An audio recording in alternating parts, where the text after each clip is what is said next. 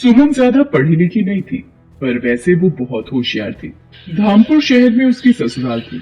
आजकल वो अपने बेटे पारस के साथ मायके रहने आई हुई थी। पारस, इतना दौड़ा दिया, थक गई हो बेटा, अब तंग मत करो, चलो ये एक निवाला और खाओ। सुमन बिटिया, तू जितना बोलेगी खाने के लिए ये उतना ही तुझे तंग करेगा। अपना भी तो ध्यान रखना है, 7वां महीना चल रहा है, ऐसी भागा दौड़ी ठीक नहीं।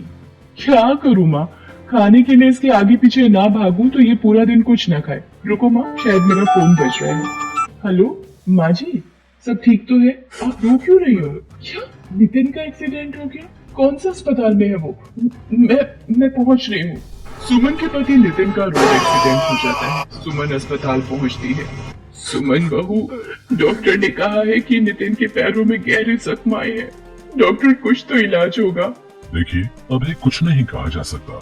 इनके घुटनों के हिस्से में ज्यादा दबाव पड़ा है। माँ, मैं और मीना जरा घर जा रहे हैं। बंटी घर पर अकेला है। सुनो जी, ये तुम्हारा भाई तो अपाहिज हो गया है। अब हमारी छाती पर क्या ये सारी जिंदगी बैठकर मूंग दलेंगे? ऊपर से उसके 2 बच्चे, एक साथ में है और एक पैदा होने वाला है। अब तुम मेहनत करोगे और वो मुफ्त की रोटियां तोड़ेंगे। अरे मीना, तुम देखती जाओ, इन्हें घर तो आने दो। मैंने सारा किस्सा ही खत्म कर देना है। तुम मुझे इतना बेवकूफ मत समझो। मैंने सब सोच लिया है कि मुझे करना क्या है। हाँ। सुमन और उसकी सास नितिन को घर लेकर आते हैं। अगले दिन, माँ, मुझे नहीं लगता कि अब नितिन कोई काम कर पाएगा या कभी चल पाएगा। देखो ना, मेरा भी अपना परिवार है, मेरे भी अपने बच्चे हैं, है ना। मैं कब तक इसके परिवार को भी पालता रहूंगा। सुरेश, तू कहना क्या चाहता है? साफ साफ बोल।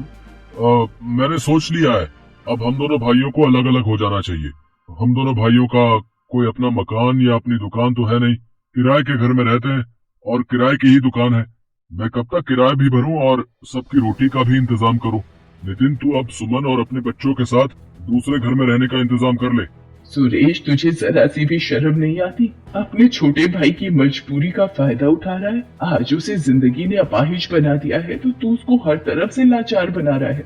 माँ जी, आप ये गनीमत समझो कि हम आपको यहाँ से नहीं निकाल रहे हैं, वरना फिर आप जानती हैं। अरे तू क्या मुझे निकालेगी? मैं ही अपने बच्चों के साथ यहाँ से चली जाऊंगी। सुरेश, तू बड़े भाई के नाम पर कलंक है। अगले दिन सुमन सबके साथ अपनी माँ के घर आ जाती है। तू चिंता मत कर, तू अब मेरे साथ यहीं रह मेरे पास। नहीं माँ, मैं तुम पर अपने परिवार का बोझ नहीं डाल सकती। तुम भैया भाभी के साथ रहती हो, मैं नहीं चाहती मेरी वजह से मेरे मायके में कोई परेशानी हो। माँ, तुम यही पास में ही कोई किराए का घर दिलवा दो, मैं वहीं रह लूंगी। मेरी बच्ची, तुझे कितने दुख झेलने पड़ रहे हैं, पर भगवान पर भरोसा रख, वो सब ठीक करेंगे। सुमन 1200 रुपए महीने का एक किराए का कमरा ले लेती है। अब उसकी सबसे बड़ी दुविधा ये थी कि आखिर वो अपने परिवार की आजीविका चलाने के लिए पैसे कहाँ से लाए। एक दिन, माँ जी, पारस माँ के साथ वृंदावन दर्शनों के लिए चला गया है। घर कितना सोना सोना सा लग रहा है। हाँ बहू, वो होता है तो पूरा घर उसके शोर से गूंजता रहता है। माँ जी, नितिन की 2 कमीजें दर्जी को ठीक करने के लिए दी थी, मैं लेकर आती हूँ। सुमन बाजार चली जाती है। रास्ते में वो सोच में डूबी थी, क्या करूं? मुझे कमाई का कोई जरिया तो ढूंढना ही होगा। मुझे कहीं नौकरी भी तो नहीं मिलेगी। काश मैं ज्यादा पढ़ी लिखी होती। अरे, सब्जी के ठेले लगे हुए हैं। नितिन का लौकी खाने का मन था, उस सब्जी के ठेले से ले लेती हूँ। भैया, ये एक लौकी देना। अभी इनके आलू तोड़ लो, फिर देता हूँ। ये लो माता जी, 2 किलो आलू, 40 रुपए हो गए। भैया, ये तुमने तराजू के नीचे क्या लगा रखा है? दिखाना जरा। कुछ भी तो नहीं लगा रखा मैडम जी। सुमन तराजू उठाती है। वो ये देखकर हैरान रह जाती है कि तराजू में चुंबक चिपकी हुई है। भैया, कुछ तो शर्म करो। तुम लोगों को धोखाधड़ी से सब्जी बेच रहे हो, चुंबक लगाकर घपला कर रहे हो। ईमानदारी से काम करना नहीं आता तुम्हें? पता नहीं कब से लोगों के साथ धोखाधड़ी करके सब्जी बेच रहा है। सुमन को बोलता देखकर लोगों की भीड़ लग जाती है। तभी वहाँ एक आदमी आता है जिसे देखकर उस जगह पर खड़े सारे ठेले वाले उसे झुककर नमस्ते करते हैं। रोनिया, क्या हुआ?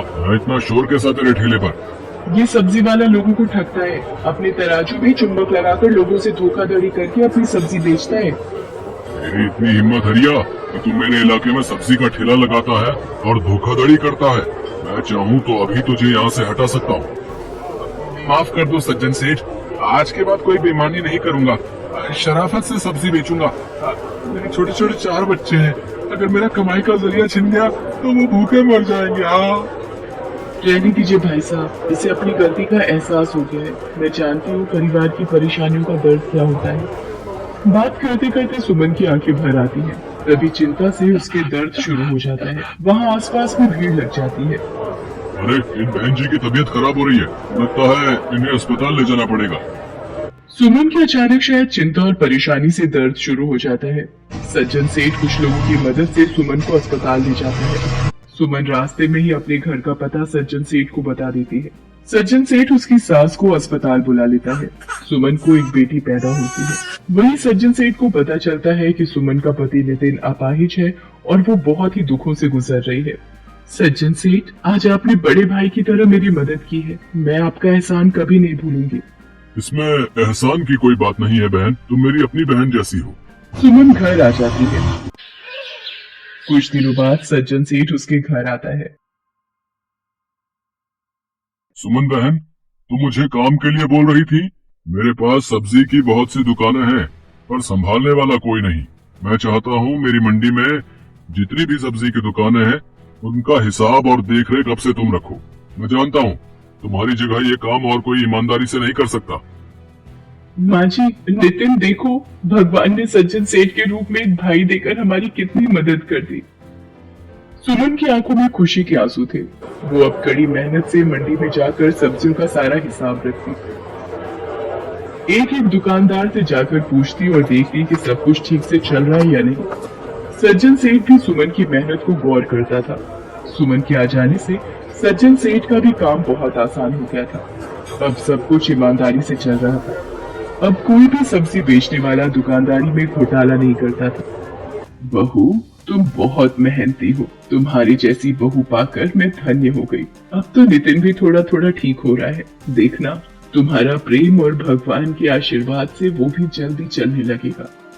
सुमन को सज्जन सिंह के रूप में देवता समान भाई मिल गया था। उस दिन के बाद सुमन सब्जी मंडी का सारा काम संभालने लगी। धीरे धीरे अपनी ईमानदारी और मेहनत के बल पर सुमन एक सब्जी वाली बहू बनकर अपनी सारी जिम्मेदारियां निभाती है।